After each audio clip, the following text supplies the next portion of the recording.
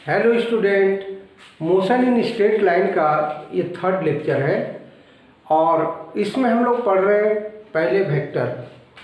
और वेक्टर का इंट्रोडक्शन ख़त्म करने के बाद आज हम लोग शुरू कर रहे हैं एडिशन और vector sum, addition of vectors और वेक्टर सम।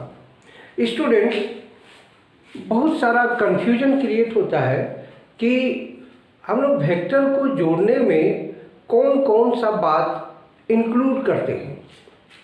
जैसे कि हम आपको एक एग्जांपल दे रहे हैं, दो स्केलर को जोड़ना बहुत कठिन चीज़ नहीं है। 2 kg और 2 kg 4 kg होगा ही होगा।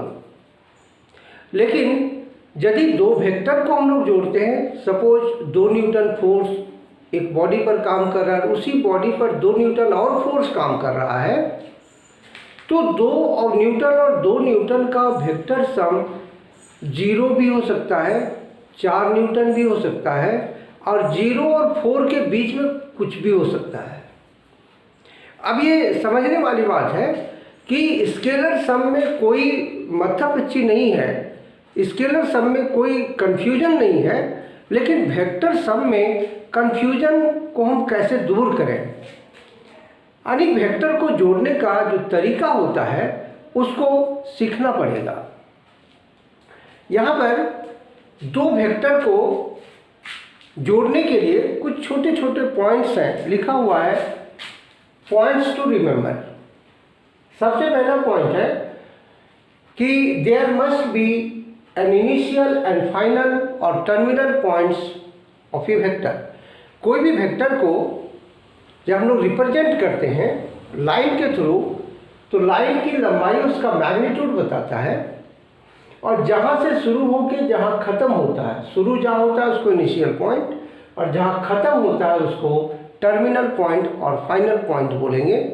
लाइन में एक डायरेक्शन दिया रहता है, फिर आपको बता रहे हैं लाइन की लंबाई जो होगी वो उसका मैग्नीट्यूड होगा, और जो एरो दिए रहते हैं ये इसका डायरेक्शन होगा। अब ऐसा नहीं सोचना है कि यहाँ डायरेक्शन हम ऐसे दे दिए हैं तो ये कौन सा डायरेक्शन है। कोई भी डायरेक्शन हो सकता है, एक्स एक्सिस में, वाई एक्सिस में, जेड एक्सिस में, या तो किसी भी डायरेक्शन में हो सकता है, एक्स वाई के बीच में किसी भी डायरेक्शन में हो सकता है। दूसरा पॉइंट है कि दो वेक्टर को जोड़ने के लिए एंगल इंपॉर्टेंट होता है। वेक्टर में मैग्नीट्यूड और डायरेक्शन तो होता ही है, दो वेक्टर के बीच का जो एंगल होता है उसको कैसे डिसाइड करें। तो हम आपको एक तरीका बता रहे हैं कि angle between two vector is measured eight cross point in forward direction. एक वेक्टर ऐसे है, दूसरा वेक्टर ऐसे है, तो जिस पॉइंट पर दोनों वेक्टर कट कर रहे हैं उसके आगे की ओर जो दोनों वेक्टर का डायरेक्शन होता है उसके बीच का एंगल होता है। एक एग्जांपल देकर के आप समझिए, ABC एक ट्रायंगल है और ट्रायंगल का हर एक साइड एक डिस्प्लेसमेंट है, ऐसा हम लोग मान के चलें। तो ABC एक ट्रायंगल है, AB का डायरेक्शन इधर है, BC का डायरेक्शन इधर है, CA का डायरेक्शन इधर है। अब आपको क्वेश्चन पूछा जा रहा है कि what is the angle between AB and BC। तो क्रॉस पॉइंट इसको देखिए, AB का डायरेक्शन ये है, इधर गया, और BC का डायरेक्शन इधर है, तो दोनों वेक्टर के बीच का, दोनों एरो के बीच का एंगल ये होगा। उसी तरह से BC और CA के बीच का जो एंगल होगा, क्रॉस पॉइंट C है, B से C की ओर एक वेक्टर इधर गया और C से A की ओर एक वेक्टर इधर गया, तो ये एंगल बीटा एंगल जिसका नाम दिए हैं, ये angle between BC and AC है। उसी तरह से what is the angle between CA and AB। तो CA का डायरेक्शन इधर है, देखिए क्रॉस पॉइंट ये है, इसका डायरेक्शन इधर है और इसका डायरेक्शन इधर है, तो दोनों के बीच का एंगल ये गामा जो दिखा रहे हैं वो है। यानी AB और BC के बीच का एंगल अल्फा, BC और AC के बीच का एंगल बीटा, और AB और AC के बीच का एंगल गामा। इस तरह से हम लोग एंगल डिसाइड करते हैं। हम आपको ये चीज़ इसलिए बता रहे हैं कि दो वेक्टर को जोड़ते समय एंगल इंपॉर्टेंट होता है। तीसरा पॉइंट है, in vector sum we add only direction not magnitude. जैसे स्केलर सम करते हैं तो केवल मैग्नीट्यूड जोड़ देते हैं, लेकिन जब दो वेक्टर को हम लोग जोड़ते हैं तो मैग्नीट्यूड काम आता है जरूर, लेकिन सबसे पहले हम लोग डायरेक्शन को जोड़ते हैं। डायरेक्शन जोड़ने के बाद फर्स्ट वेक्टर का इनिशियल पॉइंट और लास्ट वेक्टर का फाइनल पॉइंट के बीच का जो डिस्प्लेसमेंट होगा वो दोनों वेक्टर का वेक्टर सम होता है। एक और पॉइंट है, only like vectors are added. Like vectors मतलब फोर्स के साथ जुड़ेगा, वेलोसिटी के साथ जुड़ेगा, डिस्प्लेसमेंट के साथ जुड़ेगा। चाहे मैग्नीट्यूड कुछ भी हो, वेक्टर्स को लाइक होना जरूरी है। लाइक होने का मतलब दोनों का यूनिट सेम होना जरूरी है। ये 4 पॉइंट को यदि हम लोग याद रखें तो वेक्टर को जोड़ने का तरीका हम लोग आसानी से सीख सकते हैं। हम एक एग्जाम्पल लिए हैं, इन पॉइंट्स को याद रखते हुए एक एग्जाम्पल हम लिए हैं, उसको देखिए। Add 3 vectors A B and C. 3 vector है ए बी सी, नीचे दिया हुआ है और कह रहा है उनको जोड़िए। ये वेक्टर देखिए 5 न्यूटन है एक्स एक्सिस में, बी वेक्टर 3 न्यूटन है वाई एक्सिस में, और माइनस एक्स एक्सिस में एलोंग माइनस एक्स एक्सिस फिर से सी 5 न्यूटन है। हम एरो को ध्यान में रखते हुए जोड़ेंगे। सबसे पहले क्या करेंगे कि ये वेक्टर तीनों भी अलग अलग है, हम लोग इसको जोड़ना शुरू करेंगे। तो ए से शुरू किए, ए बी एक्स एक्सिस में लिए 5 न्यूटन। दूसरा वेक्टर जोड़ने के लिए पहले वेक्टर का जहां टर्मिनल पॉइंट है वहां सेकेंड वेक्टर का इनिशियल पॉइंट रखते हुए वाई एक्सिस में, ये वाई एक्सिस 3 न्यूटन दिए। फिर उसके अगला वेक्टर को जोड़ने के लिए 3 न्यूटन का जो टर्मिनल पॉइंट है वहां 5 न्यूटन का इनिशियल पॉइंट रख करके जिधर एरो दिया हुआ है उधर हम चले गए। अब ये देखिए आपका एक रेक्टेंगल टाइप का बन गया, ए बी सी डी, ये जुड़ गया वेक्टर। हम लोग तीनों वेक्टर को जोड़ दिए।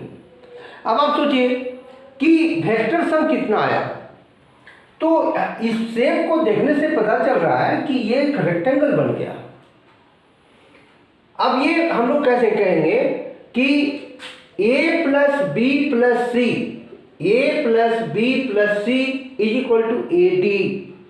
मतलब क्या हुआ, एक आदमी डिस्प्लेसमेंट के रूप में यदि देखा जाए तो एक आदमी 5 मीटर इधर गया एक्स एक्सिस में, 3 मीटर वाई एक्सिस में, और -5 मीटर माइनस एक्स एक्सिस में गया तो वो डी पर पहुंचा, और एक आदमी डायरेक्ट डी पर ऐसे पहुंचा। मतलब हुआ कि ये तीनों वेक्टर का सम इस एडी वेक्टर के बराबर है। तो हम लोग कहेंगे कि AD is the vector sum of A plus B plus C. अब इसका मतलब ये नहीं है कि ए का वेक्टर, ए का वैल्यू 5 है, ये 3 है, ये 5 है, सबको जोड़ दीजिए। मैग्नीट्यूड नहीं जोड़ना, पहले से मना किया हुआ है। अब डायरेक्शन के अनुसार पहले वेक्टर को जोड़िए, उसके बाद जो रिजल्टेंट होगा फर्स्ट वेक्टर का इनिशियल और लास्ट वेक्टर का टर्मिनल पॉइंट, उस लाइन को जोड़िए। आप देखेंगे कि एक रेक्टेंगल बन गया, और इस रेक्टेंगल का साइड की लंबाई यहाँ के अनुसार ये 3 न्यूटन के बराबर है। सो वेक्टर सम का मैग्नीट्यूड यानी रिजल्टेंट का मैग्नीट्यूड कितना हो गया, 3 न्यूटन। कुछ एग्जाम्पल्स और भी है। देखिए हम लोग क्या कहते हैं कि ABC एक ट्रायंगल है। यहाँ देखिए ABC एक ट्रायंगल है और ये राइट एंगल ट्रायंगल है। ट्रायंगल का हर एक साइड एक वेक्टर है। हम लोग यदि इसको डिस्प्लेसमेंट वेक्टर के रूप में देखें तो AB हमारा 4 मीटर है, BC हमारा 3 मीटर है, ये वेक्टर है। ये यानी कि एक आदमी C पर पहुंचने के लिए 4 मीटर एक्स एक्सिस में गया और 3 मीटर वाई एक्सिस में गया, और एक आदमी डायरेक्ट 5 मीटर इस डायरेक्शन में सी पर चला गया, 5 मीटर में ये पहुंच गया, देखिए, जबकि इधर से गया वो इस डायरेक्शन में 4 मीटर, इस डायरेक्शन में 3 मीटर। तो अब हम लोग इसको वेक्टर सम के रूप में कैसे लिखें? देखिए ए सी इज इक्वल टू, यहाँ से जो आदमी चला डायरेक्ट यहाँ पहुँचा, एक आदमी इधर से घूम करके पहुँचा, लेकिन दोनों का मंजिल एक ही है। मतलब ये हुआ कि A C is the vector sum of A B plus B C. दो वेक्टर का सम ए सी के बराबर है। अब आपको कहा जाए कि मैग्नीट्यूड कितना होगा, ए सी को हम लोग रिजल्टेंट वेक्टर भी बोलेंगे। किसका किसका रिजल्टेंट? ए बी और बी सी का। तो ये फिगर देख करके पता चल रहा है कि ये एक राइट एंगल ट्रायंगल है।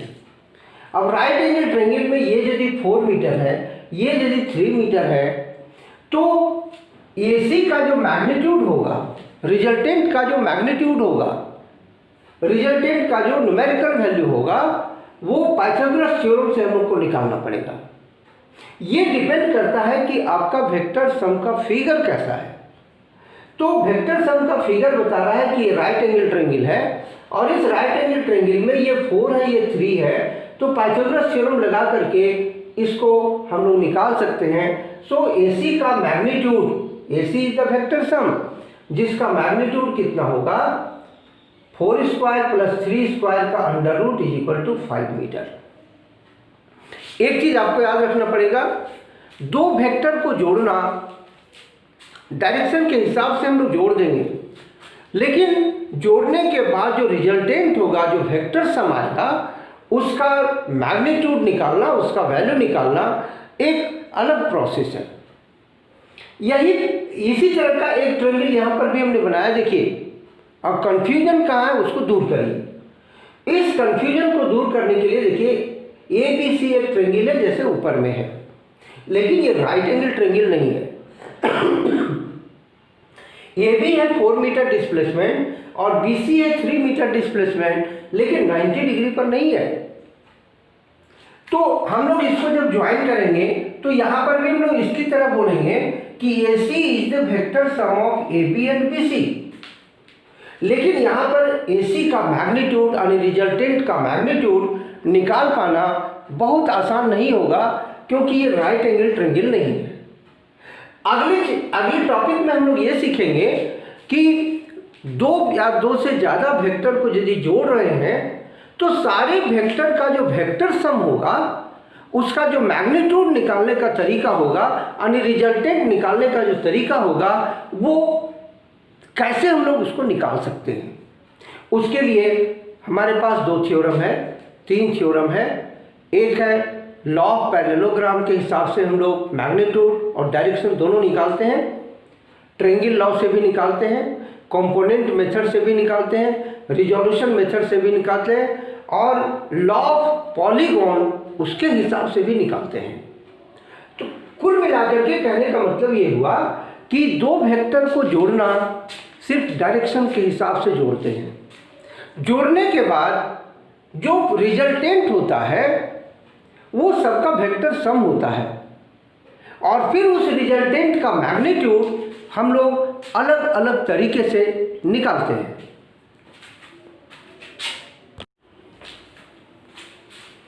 अगला टॉपिक हमारा दो वेक्टर के वेक्टर सम का या दो वेक्टर के रिजल्टेंट का मैग्नीट्यूड और डायरेक्शन कैसे पता किया जाए।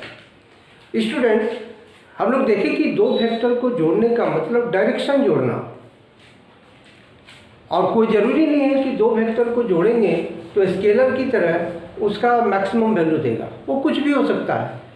Totally depends on angle between two vectors, यानी कि दोनों वेक्टर का जो डायरेक्शन है उस पर डिपेंड करता है। जैसे दो वेक्टर को सेम डायरेक्शन में जोड़ दिए तो रिजल्टेंट या वेक्टर सम मैक्सिमम होगा। दो वेक्टर को उल्टे डायरेक्शन में जोड़ दिए तो रिजल्टेंट या वेक्टर सम मिनिमम होगा। उसी तरह से दो वेक्टर को 0 और 180 के बीच में किसी भी एंगल पर यदि जोड़ें तो रिजल्टेंट कितना होगा, ये एक जनरल डिस्कशन है जिसमें कुछ मेथड्स प्रोवाइड किए गए हैं। तो दो मेथड है यहाँ देखिए, methods to find magnitude and direction of resultant और vector sum of two vector. दो वेक्टर को हम लोग जोड़ते हैं तो उसका जो वेक्टर सम होता है, उसका जो रिजल्टेंट होता है, उसका मैग्नीट्यूड निकालना जरूरी होता है। वेक्टर सम करना आसान है, a plus B is equal to C, A vector A plus vector B is equal to vector C, but what is the magnitude of C, that will depend on direction of A and B. Magnitude के साथ साथ उसके direction को ध्यान में रखते हुए हम लोग मैग्नीट्यूड को निकालते हैं। हमारे पास दो मेथड है, एक parallelogram law of vector addition and second is triangle law of vector addition. एक एक करके हम लोग देखते हैं। पहला है parallelogram law of vector addition. बहुत स्टूडेंट लोग ये सोचते हैं कि पैरेललोग्राम एक थ्योरम है, एक थ्योरी है, हम लोग जाने अनजाने में उसको रट लेते हैं। लेकिन हम आपको क्या बता रहे हैं कि पैरेललोग्राम एक ज्योमेट्रिकल फिगर है जिसके सारे साइड्स स्ट्रेट लाइन होते हैं, यानी कि पैरेललोग्राम के साइड्स को एक वेक्टर के रूप में भी देखा जा सकता है। तो ये थ्योरी क्या कहता है, पैरेललोग्राम का लॉ क्या कहता है कि if two vectors are represented in magnitude and direction, मतलब दो वेक्टर का मैग्नीट्यूड और डायरेक्शन के साथ by two adjacent sides of a parallelogram, किसी पैरेललोग्राम के दो एडजेसेंट साइड से यदि दो वेक्टर को रिप्रेजेंट किया जाए, then their vector sum or resultant is represented in magnitude and direction by diagonal of the parallelogram। अच्छी तरह से समझ लीजिए कि पैरेललोग्राम के हर साइड को हम लोग वेक्टर मान रहे हैं। यदि दो साइड से दो वेक्टर को रिप्रेजेंट किया जाए मैग्नीट्यूड और डायरेक्शन के साथ, तो उनका दोनों का वेक्टर सम का रिजल्टेंट जो होगा वो उस पैरेललोग्राम के डायगोनल से होकर के जाएगा और उसका मैग्नीट्यूड डायगोनल की लंबाई के बराबर होगा। ये इसका मीनिंग हुआ।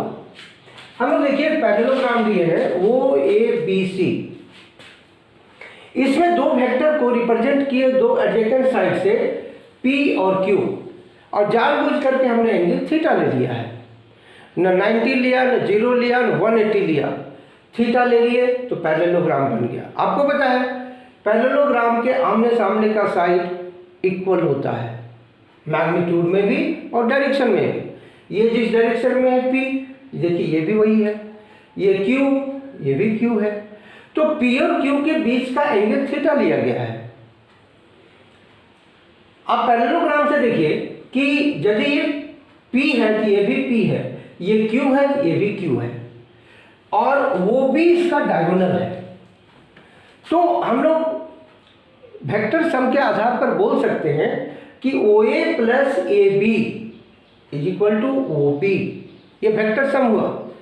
एक आदमी O से A होते हुए B पर गया और एक दूसरा आदमी डायरेक्ट B पर गया, तो दोनों का फाइनल पॉइंट एक ही जगह पे है। तो हम लोग कह सकते हैं OA vector plus AB vector is equal to OB vector. This is the vector sum. लेकिन OB का मैग्नीट्यूड कितना होगा, जो स्टेटमेंट में कहा गया है कि इसका मैग्नीट्यूड इस पैरेललोग्राम के लेंथ के बराबर होगा। तो हम लोग इस पैरेललोग्राम का जो P का मैग्नीट्यूड है OA लेंथ के बराबर है, Q का मैग्नीट्यूड AB लेंथ के बराबर है, तो P और Q वेक्टर का वेक्टर सम यानी इनके रिजल्टेंट का जो मैग्नीट्यूड होगा वो डायगोनल के लेंथ के बराबर होगा। यदि हम डायगोनल का लेंथ निकाल लेते हैं तो रिजल्टेंट का मैग्नीट्यूड हो जाएगा। आगे देखिए OA इस फिगर को एक्सप्लेन किया गया है, OA को P से दिखाया गया है, OC और AB को Q से दिखाया गया है। OB हमारा रिजल्टेंट है R, जो P प्लस Q के बराबर होगा। AN इस फिगर में है, B से नॉर्मल डाला गया है AN पर, तो AN को हम लोग लिखे इस छोटे से राइट एंगल ट्रायंगल में ABN में A N is equal to A B cos theta is equal to Q cos theta, B N is equal to A B sine theta यानी क्यू साइन थीटा, जहां पर theta क्या है, angle between P and Q. P A है, Q A है, ये है angle between them. जैसे पी ए है, क्यू ए है, ये एंगल हुआ, वैसे ये एंगल है। हम लोग देख सकते हैं कि वो बी ए एन एक राइट एंगल ट्रायंगल है।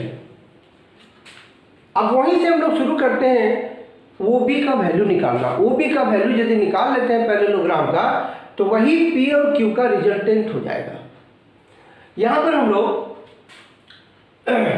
P and Q are two vectors and R is its resultant. From figure, OB is equal to OA plus AB. OB is equal to OA plus AB और R is equal to P plus Q. अब हम लोग देखें इन triangle OBN, OBN Pythagoras theorem लगाएंगे। O B square is equal to O N square plus B N square और O B square is equal to O A plus A N का whole square. O N हमारा यहां तक है, O A plus A N का whole square plus B N square. हम लोग इसका होल स्क्वायर तोड़ देंगे तो ये हो गया O B square is equal to O A square plus A N square plus 2 O A into A N plus B N square. अब यहाँ जो लिखा हुआ है इसके अनुसार हम लोग सारे का वैल्यू रख देंगे। ओ बी को हमने आर कहा है तो आर स्क्वायर हुआ, ओ ए को पी बोला है पी स्क्वायर हुआ और ए एन को क्यू कॉस थीटा हुआ तो ये Q square cos square theta हुआ। उसी तरह से प्लस 2p ओ ए का p ए एन का Q cos theta plus Q sine theta का होल स्क्वायर। हम लोग इसको अब सॉर्ट करते जाएंगे। R square is equal to P square plus ये Q square sine square theta और Q square cos square theta को एक साथ लेकर के क्यू स्क्वायर को कॉमन ले लिए तो ये हो गया plus 2p cos theta. Sign square theta plus cos square theta आपको पता है कि ये 1 होता है, तो हम लोग इसको R square is equal to P square plus Q square plus 2p Q cos theta. So R के लिए इसका अंडर रूट हो जाएगा। ये हमारा रिजल्टेंट हो गया। थीटा का वैल्यू आप जितना रखेंगे उतने एंगल पर वेक्टर सम होगा। अब देखिए डायरेक्शन हम लोग रिजल्टेंट का डायरेक्शन कैसे पता करेंगे। रिजल्टेंट हमारा आर है। एक एग्जाम्पल के लिए हम केवल आपको बता रहे हैं कि आर रिजल्टेंट का डायरेक्शन निकालना p वेक्टर के साथ, यानी हम लोग इसको अल्फा मान लिए। सो अल्फा का वैल्यू हम लोग कैसे निकालेंगे, ये हुआ डायरेक्शन का तरीका। तो हम लोग क्या करेंगे, वो B N right angle triangle में टेन अल्फा एक बार निकाल लिए। Tan alpha is equal to perpendicular by base होगा। तो परपेंडिकुलर हमारा बी एन है और बेस है ओ एन। ओ एन को हमने ओ ए प्लस ए एन लिखा और बी एन की जगह पे जो यहाँ पर लिखा हुआ है Q sine theta divided by P plus Q cos theta, ये टेन अल्फा के बराबर हुआ। अब यदि आपको अल्फा निकालना है, एंगल निकालना है या डायरेक्शन जिसको बोलिए, तो टेन इनवर्स में हम लोग लिखेंगे और इस तरह से हमारा दो वेक्टर के वेक्टर सम का मैग्नीट्यूड भी निकल गया, यहाँ डायरेक्शन भी निकल गया। स्टूडेंट हम लोग चाहे तो ये आर वेक्टर के साथ ये एंगल जो बीटा है इसको भी निकाल सकते हैं। ऐसे नॉर्मल डालना पड़ेगा क्यू पर। तो एक तो यदि हम लोग सीख लिए तो दूसरा भी हम लोग सीख सकते हैं। ये एंगल बीटा के लिए यहाँ पर क्या करना होगा, यहाँ आप लिखिए P sine theta, Q cos theta की जगह पी साइन थीटा और यहाँ पर लिखिए Q plus P cos theta. बस आपका ये काम हो गया। हम लोग अब आगे देखते हैं, इस पर डिस्कशन करते हैं, इस रिजल्ट पे डिस्कशन करते हैं कि थीटा का वैल्यू कितना रखने से रिजल्टेंट कितना होगा। और हर एक एंगल के लिए हम लोग दो वेक्टर के वेक्टर सम का रिजल्टेंट निकालेंगे और डायरेक्शन भी हम लोग पता कर सकते हैं।